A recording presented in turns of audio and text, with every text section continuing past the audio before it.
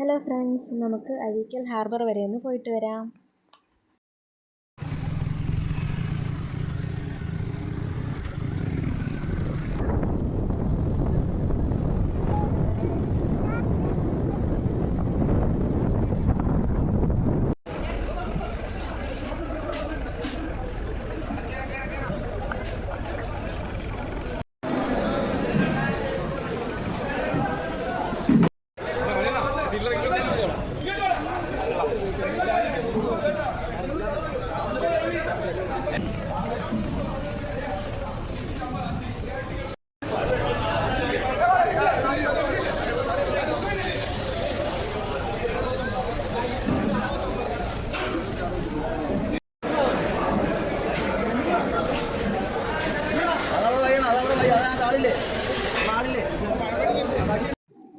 ഞങ്ങൾ അവിടുന്ന് കുറച്ച് കണവയും കൊഞ്ചുമൊക്കെ വാങ്ങിച്ചു.